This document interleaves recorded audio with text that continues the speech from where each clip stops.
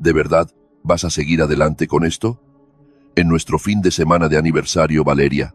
Ella estaba parada frente al espejo del pasillo, pintándose los labios como si estuviéramos teniendo la discusión más trivial del mundo, como si esto no fuera el colapso de algo sagrado. Su maleta, ya cerrada y erguida como una sentencia cerca de la puerta principal, se burlaba de mí. Ya te lo dije, Álvaro, es un viaje de chicas. Lo planeamos hace meses. Su tono era cortante, sin aire, como si yo fuera el que estuviera complicando las cosas. Me reí. Salió seco. También me dijiste que nuestro aniversario importaba. Finalmente se giró, el espejo capturando el leve brillo de sus pendientes. Es solo una fecha. Estás siendo dramático. Ahí estaba, solo una fecha. El tipo de frase que no puedes dejar de escuchar una vez pronunciada, como una trampilla, abriéndose bajo tus pies. Me apoyé contra el marco de la puerta, con los brazos cruzados, el corazón martilleando, de una manera que me negaba a mostrar. No lo olvidaste. Estás eligiendo ignorarlo. Valeria inclinó la cabeza, su mirada ahora afilada. Siempre estás leyendo entre líneas, Álvaro, siempre buscando alguna agenda oculta. No, no oculta, ya no. Ella agarró su móvil y las llaves en un solo movimiento, sin abrazo, sin sonrisa, ni siquiera el fantasma de la culpa en sus ojos. ¿De verdad te vas a ir así?, pregunté más bajo esta vez. Una pausa. No lo suficientemente larga. Necesito un respiro, dijo, y abrió la puerta. El clic de la cerradura resonó más fuerte de lo que esperaba. El tipo de silencio que no llena una habitación, la vacía. Me quedé allí mucho después de que ella se fuera, solo en el pasillo de nuestro piso en la tercera planta, mirando la marca que las ruedas de su maleta habían dejado en la alfombra. Mi reflejo en la pantalla oscura del televisor, al otro lado del salón, parecía borroso, como si hubiera salido de mi propia vida por un segundo y no estuviera seguro de cómo volver a entrar. Nuestro piso no era glamuroso, solo un modesto alquiler de 2 habitaciones, a unas pocas calles del Parque del Retiro. Fachada de ladrillo antiguo, suelos de parqué que crujían y una cafetera italiana que solo funcionaba si le rogabas. Pero era nuestro. Construimos rutinas aquí. Cenas tranquilas, listas de reproducción compartidas, bajar a por el pan los domingos, pequeñas cosas que se sentían como la columna vertebral de algo permanente. Yo trabajaba en una consultora mediana en el centro de Madrid. Pasaba mis días desenredando problemas y mis tardes tratando de no llevarlos a casa. Valeria trabajaba en marketing de moda, mucho más llamativa que yo en todos los sentidos. Le encantaba ser vista. A mí me encantaba verla feliz, pero en algún punto del camino me volví invisible. Anda ahora, en la víspera de nuestro 5º aniversario, ella eligió un jacuzzi antes que a un marido, un viaje de chicas antes que al tipo que se sabía su pedido de café de memoria, quien memorizó cada lunar de su espalda, quien una vez condujo 3 horas hasta Toledo solo para abrazarla cuando su padre entró en cirugía. Dime, ¿cómo discutes con ese tipo de silencio? Esa noche no dormí. Solo me quedé allí en la oscuridad, mirando al techo, preguntándome si esto era el principio del fin o si el fin ya había comenzado. No planeaba salir esa noche.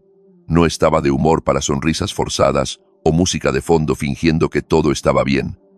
Pero cuando Borja me envió un mensaje, Cervecería La Plaza, a las 20, no te dejaremos regodearte en tu miseria, pensé que tal vez necesitaba la distracción. La cervecería no era elegante, solo paneles de madera envejecida, carteles de neón de Mahou y un ambiente ruidoso que hacía que la bebida barata supiera mejor. Los chicos ya llevaban 2 rondas cuando llegué. Ahí está, Borja levantó su copa. El señor aniversario. Esbocé una sonrisa cansada, me deslicé en la mesa y pedí algo que no tuviera que saborear. Todos eran ruidosos, sonriendo, hablando uno encima del otro, pero sus ojos se dirigían a mí de vez en cuando, comprobando si me rompería, si diría lo que realmente estaba pasando. No lo hice. En cambio, me reí cuando se burlaron del corte de pelo de Borja. Asentí cuando Diego comenzó un discurso apasionado sobre los fichajes desastrosos de la Liga de Fútbol este año. Y por unos momentos me sentí bien, no feliz, no curado, pero extrañamente ligero. Valeria no estaba allí interrumpiendo mis historias. No estaba con su móvil al otro lado de la mesa fingiendo escuchar. No estaba mirando su reloj como si tuviera algún lugar mejor donde estar. Por primera vez en meses, no me estaba preparando para un comentario indirecto o un suspiro pasivo-agresivo. Pero esa facilidad, esa extraña calma, solo duró hasta que llegué a casa. El piso me saludó como un museo, luces apagadas, su perfume desvaneciéndose en el pasillo. Me quedé allí un momento, llaves en mano, dejando que la quietud me presionara. Intenté llamarla 2 veces. Ambas dieron tono hasta el final. Le envié un mensaje. ¿Llegaste bien? Sin respuesta. Me dije a mí mismo que no me obsesionara. Me dije que probablemente solo estaba dormida o tenía mala cobertura en la sierra. Pero incluso mientras intentaba creerlo, algo roía en la parte posterior de mi cerebro. Caminé por el piso en piloto automático, recogiendo un cojín, enderezando un marco de fotos, apagando una lámpara que no necesitaba estar encendida. Luego me senté en nuestro salón, mi salón ahora, tal vez, y miré hacia la nada. Ahí fue cuando la duda echó raíces. Fea, mohosa, persistente. Comencé a desplazarme por nuestros mensajes. Semanas de actualizaciones casuales, emojis rápidos, respuestas cortantes, todo superficie, nada de alma. ¿Cuándo dejamos de hablar como compañeros? Pensé en nuestra última conversación real, aquella en la que dijo que yo era demasiado predecible últimamente, que hacía que todo fuera demasiado rutinario. Recuerdo haberlo tomado a risa en ese momento, pero ahora no estaba tan seguro de que fuera una broma. A la 1:13 de la madrugada, revisé su Instagram.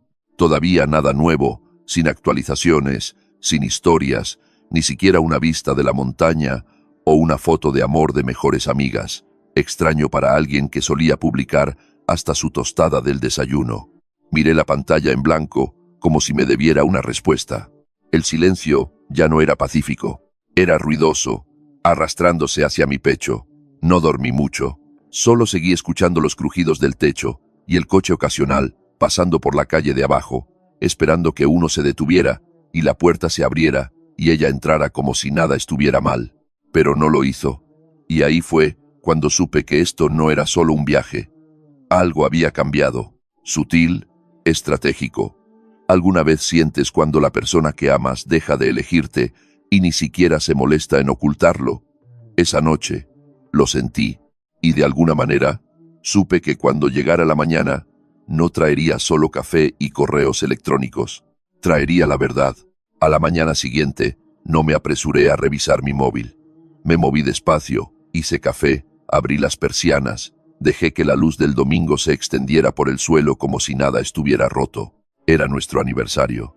Hace 5 años hoy, Valeria y yo nos paramos frente a 47 personas en la finca de su tía en Segovia y juramos envejecer juntos. Ella lloró durante los votos. Lo recuerdo porque sus manos temblaban cuando deslizó el anillo en mi dedo.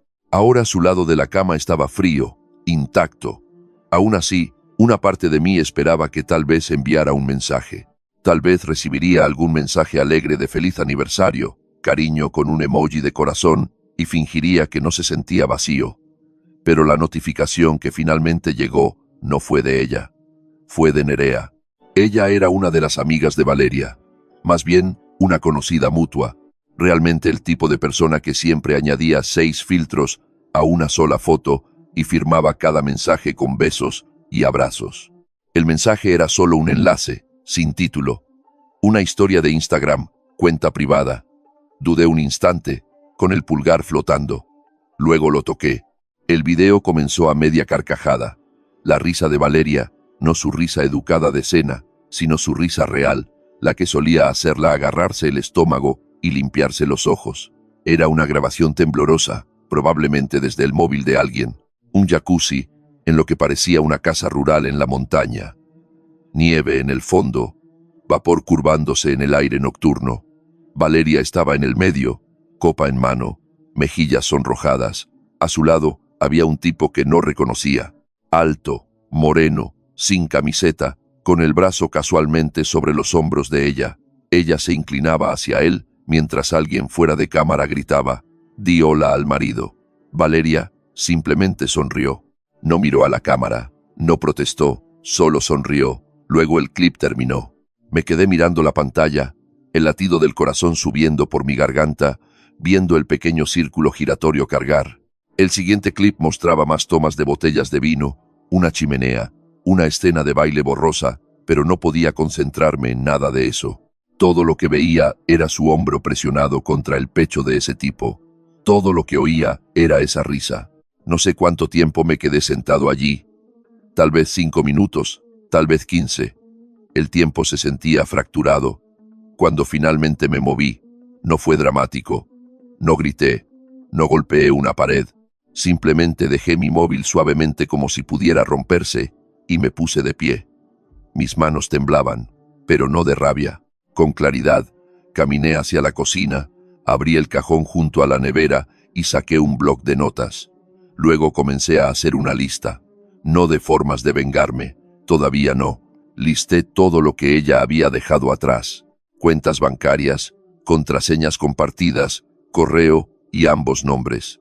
Escribí un nombre también, Ignacio Garrido, abogado de familia.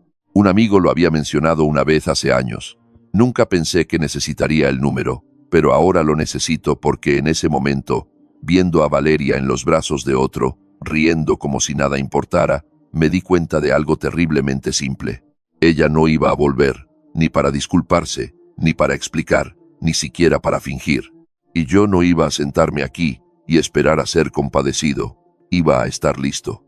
Nunca pensé que imprimir papeles de divorcio pudiera sentirse como recuperar el oxígeno. Pero allí estaba yo, el martes por la mañana, persianas abiertas de par en par, portátil equilibrado en la isla de la cocina, navegando por plantillas legales y resaltando cláusulas. El zumbido constante de la impresora sonaba casi terapéutico, como engranajes girando en mi pecho que habían estado oxidados durante mucho tiempo. No había llorado, ni siquiera cuando la tinta se secó sobre su nombre. No era entumecimiento, era evolución. El piso se sentía diferente ahora, no más vacío, solo más limpio, como si cada rastro de pretensión finalmente se hubiera despejado. Comencé a reunir pruebas, no por despecho, sino por certeza. Hice capturas de pantalla de todo, sus fotos etiquetadas, las historias de sus amigas, incluso los momentos borrosos, donde la cara del tipo era lo suficientemente visible como para ser innegable. Valeria solía burlarse del drama de Instagram, diciendo que la vida real no sucedía en los filtros. Supongo que cambió de opinión. Reservé una consulta con el despacho de Ignacio Garrido. La voz de la recepcionista fue rápida, profesional. ¿Podemos hacerle un hueco el jueves por la mañana? ¿Tiene documentación? De sobra, dije, y no necesitaré terapia de pareja. Ella se rió suavemente, más sorprendida que grosera. Entendido, señor Velasco. Señor Velasco sonaba más frío que Álvaro, pero supongo que eso es lo que pasa cuando tu nombre aparece en un documento legal titulado demandante. No me detuve ahí. Entré en nuestro armario compartido y saqué mi mitad de todo. Nada ruidoso, solo metódico. Sus vestidos aún colgaban intactos. Esa botella de perfume que usaba solo en noches especiales, todavía posada en el tocador como una reliquia. No escocía, simplemente parecía desconocido. Doblé lo que necesitaba en una maleta y la cerré. Luego cogí mi móvil, pasé por los contactos y aterricé en un nombre que no había tocado en más de un año. Marta. Era una antigua compañera de trabajo de Valeria. Cercanas una vez, se distanciaron después de que el drama constante de Valeria la cansara. Marta, hola, soy Álvaro. Siento soltarte esto así, pero he pedido el divorcio. ¿Podrías avisar a Valeria? Bloqueó mi número. Querrá revisar su correo esta semana. Pasó un minuto, entonces, también. Luego llegó la respuesta. Bueno, no me sorprende. Se lo haré saber. Mantente fuerte.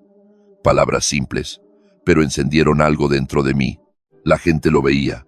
Yo no estaba loco, no estaba exagerando. Valeria había convertido nuestro matrimonio en teatro, y yo me había bajado del escenario. Esa noche, me senté en el sofá, con el papeleo final en una carpeta a mi lado.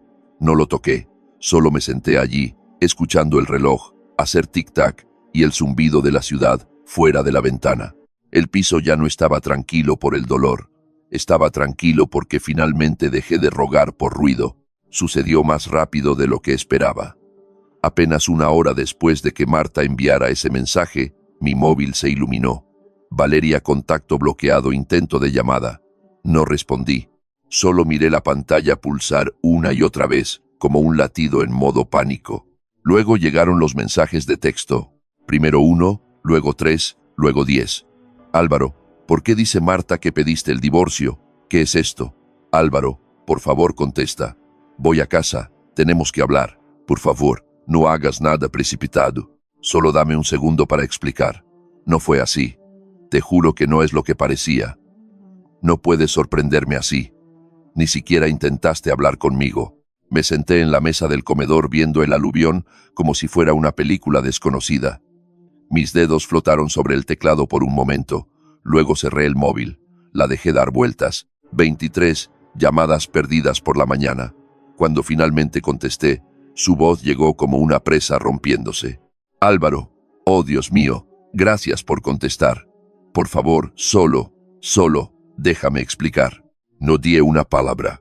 No quería que te enteraras así. Ese video no era lo que parecía. Estábamos bebiendo. Fue estúpido. Él era solo un amigo. Ni siquiera lo publiqué yo. No sabía que lo harían. Marta me traicionó. Y ahora estás actuando como si fuéramos extraños. Tomé aire, lento y constante. Mi voz salió como hielo. Lo descubrirás en el juzgado. Silencio. Un tipo espeso y sofocante. El tipo que solía aterrorizarme. Ahora era su turno de sentarse en él. Juzgado, susurró. ¿De verdad vas a hacer esto? ¿Tomaste esa decisión la noche que te fuiste? Álvaro, no quería hacerte daño. Estás siendo cruel ahora mismo. ¿Crees que esto arregla algo? No, dije con calma. Esto no se trata de arreglar nada. Esto se trata de terminar lo que tú empezaste. Ella sorbió, la voz quebrándose. No te fui infiel.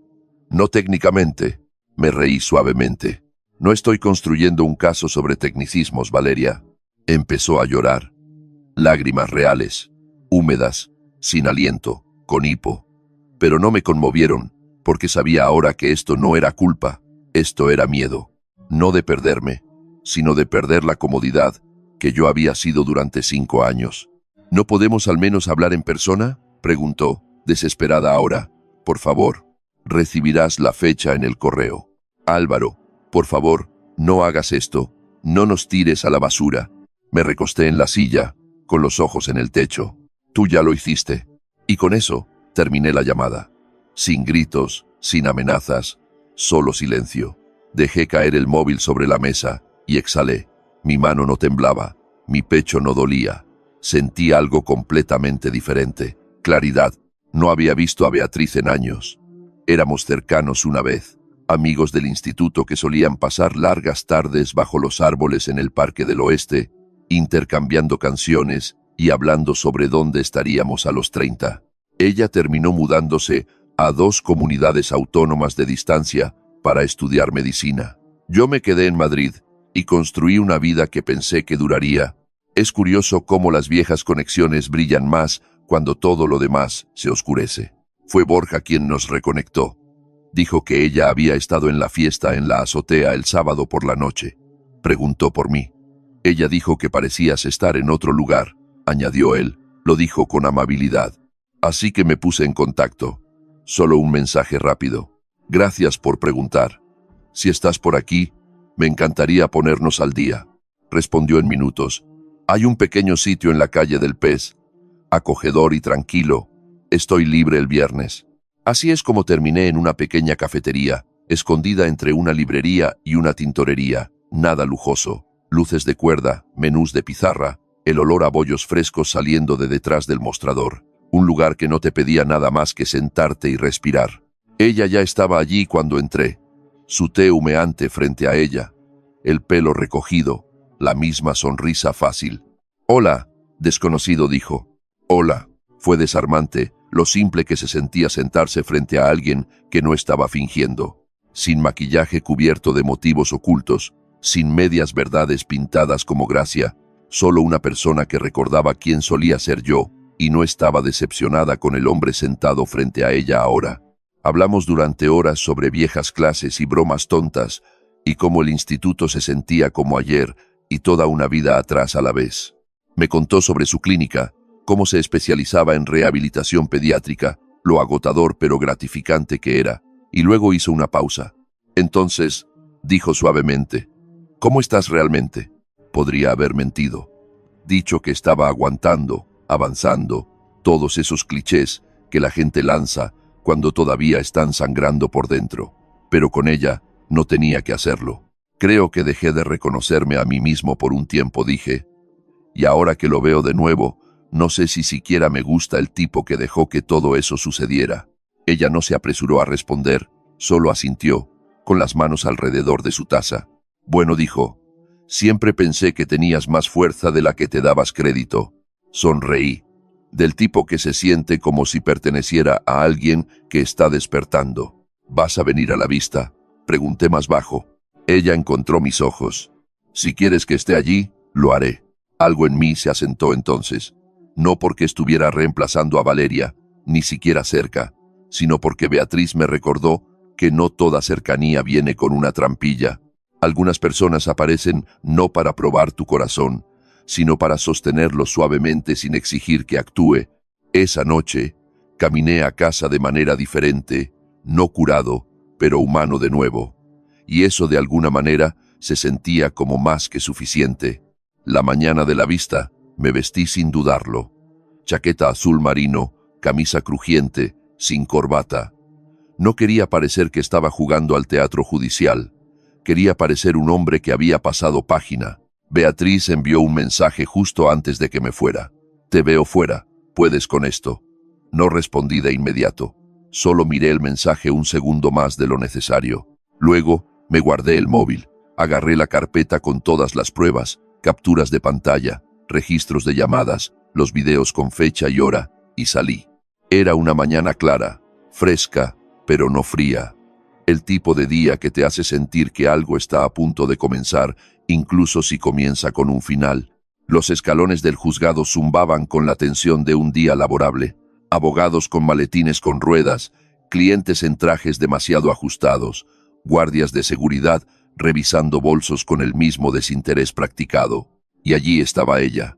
Valeria estaba parada en la parte superior de los escalones, maleta en una mano, móvil apretado en la otra, cara hinchada y pálida. No estaba vestida como ella misma, sin tacones, sin coleta elegante, solo un jersey negro que se la tragaba y unos vaqueros que no le quedaban del todo bien. Cuando sus ojos se encontraron con los míos, esperaba ira. Obtuve desesperación. Ella dio un paso adelante. Álvaro, por favor, podemos hablar. Solo 5 minutos antes de todo esto. Abrí la boca. Entonces vi a Beatriz al otro lado de la calle. Se veía radiante, no de una manera arreglada, sino de una manera de, aquí hay una persona que sabe quién es. Segura, tranquila. Ella captó mi mirada, dio el asentimiento más pequeño. Me volví hacia Valeria. Su labio tembló. Ni siquiera quieres escuchar mi lado. Lo escuché la noche que te fuiste cuando pensaste que me sentaría en el silencio y esperaría tu regreso. Ella parpadeó rápido. No se suponía que fuera así. Rara vez lo es. El funcionario nos llamó. Dentro, la sala estaba fría, estéril. El juez parecía medio dormido. Pero cuando mi abogado entregó los documentos, el aire cambió. No discutimos, no gritamos. Lo que hicimos fue mucho más silencioso y mucho más devastador. El juez escaneó el paquete. Fechas, ubicaciones, huellas digitales que no dejaban lugar a debate. Valeria no habló, solo siguió secándose los ojos. Como si limpiar suficientes lágrimas pudiera borrar lo que había hecho. La moción pasó, la vista terminó. Así de simple, habíamos terminado. Afuera, ella me siguió. Álvaro, por favor. Yo cometí errores, pero no quería perderte. No dejé de caminar. Lo sé, dije. Eso es lo que lo hace peor. Ella intentó alcanzar mi mano, pero otra mano llegó primero. La de Beatriz, cálida, segura, firme. Miré. Vi sus ojos, claros, amables y llenos de la fuerza tranquila que había olvidado que existía. Y así, la mano de Valeria cayó. Se quedó parada en los escalones del juzgado, llorando. No por amor, sino por la comprensión de que el control se había ido. Beatriz y yo caminamos hacia adelante, no porque estuviera completo, sino porque finalmente era libre. Y a veces, el final de un matrimonio no se trata de lo que se pierde, se trata de lo que finalmente dejas de regalar.